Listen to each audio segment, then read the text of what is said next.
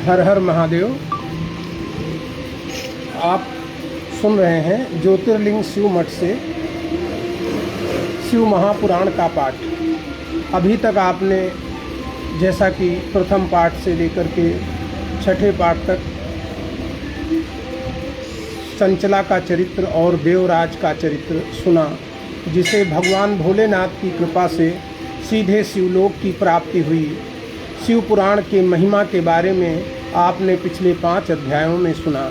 अब आप सुनिए कि शिव पुराण कैसे सुनना चाहिए, उसके श्रवण की क्या विधि है।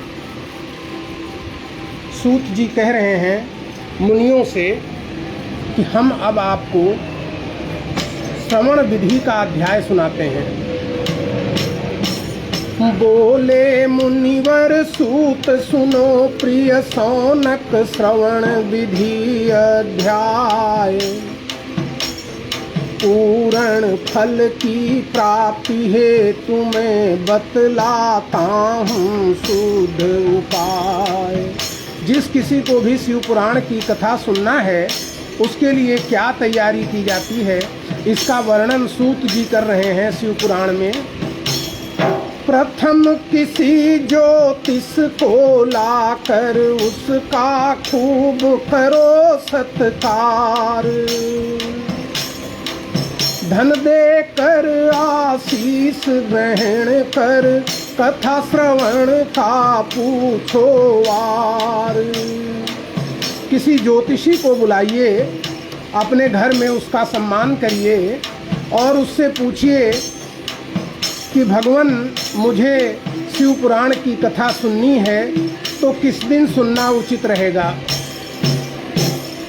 उसके द्वारा निर्धारित शुभ तिथि से कथा करो प्रारंभ और प्रचारित करो उसे पूरे ग्राम नगर में बिना विलंब।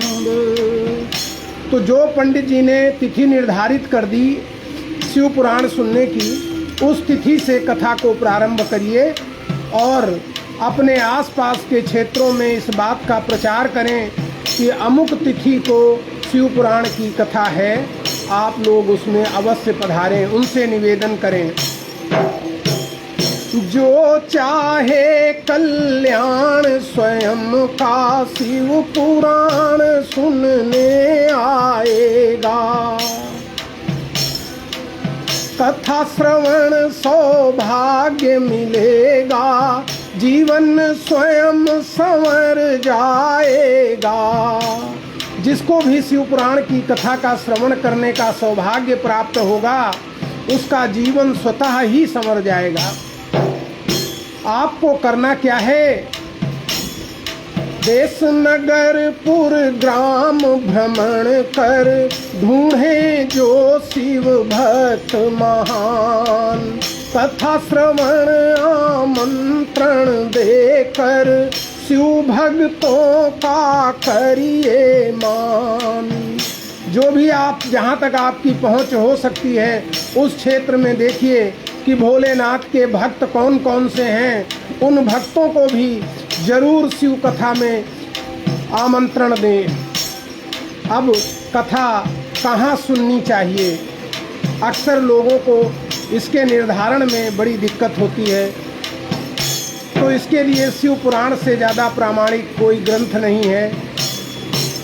सूत जी बताते हैं, कथा क्षेत्र के लिए चुने कोई मठ मंदिर या निर्जन प्रांत, अथवा घर में ही उत्तम स्थल हो जो हो बिल्कुल शांत। कथा क्षेत्र के लिए किसी मठ में, मंदिर में या जंगल में निर्जन स्थान पर अथवा घर में ही किसी स्थान पर जहाँ पर बिल्कुल शांति का वातावरण होता हो। अब कैसे बनाएं मंडप? कदली फल के खंभों से सुचि कथा क्षेत्र तैयार करें। कदली फल का अर्थ है केले के फल। केले के फल के खम्भों से कथा क्षेत्र तैयार करें, फल पुष्पों से भरा सुगंधित मंडप का निर्माण करें, चारों कोनों पर भगवद ध्वज मंडप में फहराता हो, भव्य बने वह क्षेत्र जहाँ मुनि शिव पुराण को गाता हो। जहाँ पर शिव पुराण कहने वाले मुनि बैठ रहे हैं वहाँ के स्थान को बहुत सजा देना चाहिए। फिर भगवान भोलेनाथ के लिए आसन तैयार करें। प्रभु शंकर के लिए भक्ति युक्त दिव्यासन तैयार करो, कथा प्रवक्ता को भी वैसा ही आसन सम्मान करो। जो भोलेनाथ की कथा सुनाता है उसके लिए भी भोलेनाथ के तरह का ही आसन बनाना चाहिए। वाह भोलेनाथ, रोज नियम से कथा सुने तो जो रोज नियम से कथा सुनने आते हों उनको भी उचित आसन देना चाहिए और बाकी लोगों के बैठने की भी व्यवस्था होनी चाहिए। रोज नियम से कथा सुने जो उन्हें सुयोग्य सुआसन हो, अन्य जनों के लिए उचित बैठक स्थल निर्धारण हो। जो कथा सुनाने वाला व्यक्ति है उसके मन में कभी गलत भाव मत रखें, केवल भगवान भोलेनाथ का भाव रखकर कथा सुने।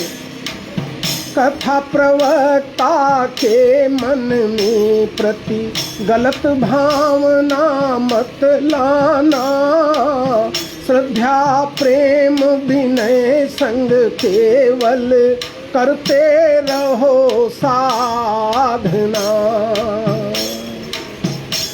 जन्म और गुणों के आधार पे लोगों के बहुत सारे गुरु होते हैं, लेकिन जो पुराण वेत्ता या शिव पुराण सुनाने वाला व्यक्ति है वो परम गुरु माना जाता है। जन्म गुणों के कारण जन के कई गुरु होते हैं, लेकिन जो पुराण वेत्ता वो परम गुरु होते हैं। अब जो पुराण सुनाने वाला व्यक्ति है उसके अंदर कौन से गुण होने चाहिए?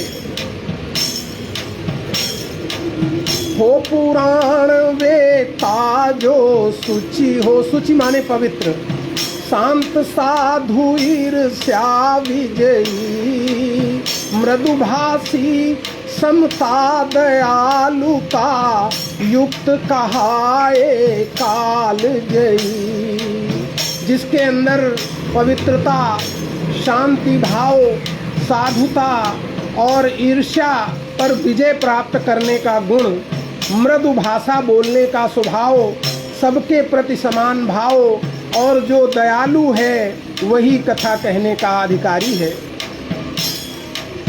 ऐसा गुणी साधु जन ही शिव कथा सुना सकता है। सूर्योदय से 3:30 प्रहर तक ही नित्य कथा कहने का समय होता है। रवि से 3:30 प्रहर तक नित्य कथा कहता है। जिस दिन शिव पुराण की कथा प्रारंभ होती है उसके एक दिन पहले से ही व्रत धारण करना चाहिए।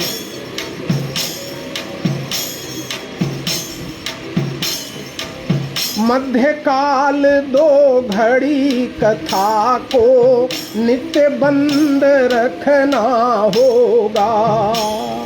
दोपहर में 2 घड़ी तक आपको कथा नहीं सुनानी चाहिए। भक्तों को मल मूत्र विसर्जन हेतु समय देना होगा। शिव पुराण हो शुरू एक दिन पहले व्रत पालन करना और कथा के दिन संक्षेपित नित्य कर्म कर लेना। शिव पुराण जो सुनाता है उसके साथ में एक सहयोगी ब्राह्मण बैठता है। शिव पुराण पाठक के संग ही एक अन्य ज्ञानी जन हो जो संशय को दूर कर सके और संत ध्यानी जन हो। उसके बाद सर्वप्रथम गणपति की पूजा का विधान है। सबसे पहले भगवान गणेश की पूजा करें, फिर भगवान भोलेनाथ की और तत्पश्चात शिव पुराण की पूजा भक्ति भाव से करनी चाहिए। और उसके बाद जो शिव पुराण सुना रहा है उसकी भी पूजा करनी चाहिए।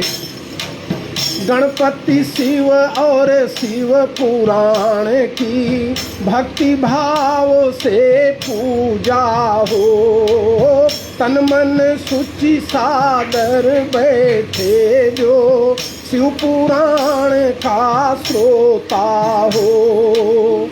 जो श्रोता भटके कर्मों में खट विकार से युक्त रहे। जो बैठा तो शिव पुराण सुनने में है लेकिन उसका ध्यान विकारों में है, उसको पूर्ण नहीं मिलता। जो भय चिंता से युक्त रहे। भयनाशक भगवान भोलेनाथ की कथा सुनने वाले को अगर कथा सुनते समय किसी बात का भय रहता है या उसे किसी बात की चिंता रहती है तो ऐसे प्राणी को भी शिव पुराण की कथा का कोई फल प्राप्त नहीं होता है। जो मनुष्य अपनी चिंताएं भूल कथा में रमते हैं, शुद्ध बुद्धि ऐसे मनुष्य ही उत्तम फल देते हैं। अपनी सारी चिंताओं को भूलकर भगवान भोलेनाथ को समर्पित कर दें और फिर खाली होकर मन से बुद्धि से भगवान की कथा को सुने तो वो व्यक्ति उत्तम फल को प्राप्त करता है। इस प्रकार आद्य संहिता शिव महिमा अध्याय का 6वां अध्याय भगवान भोलेनाथ की शिव पुराण कथा को कैसे सुने, उसके पूर्व क्या तैयारी करें, इसको आपने सुना।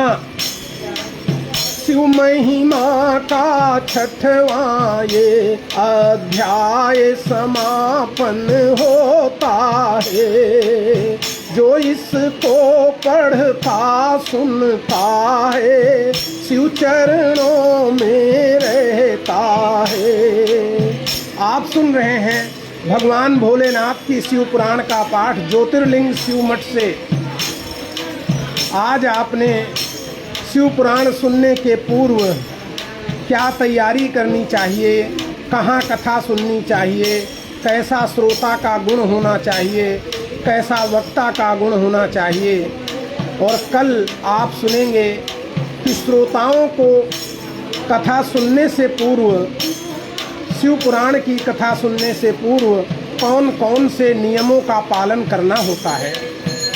तो तब तक के लिए हर हर महादेव।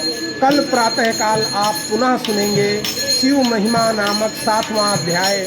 आप सुन रहे हैं ज्योतिर्लिंग शिव मठ से शिव महापुराण की कथा। हर हर महादेव। जय भोलेनाथ।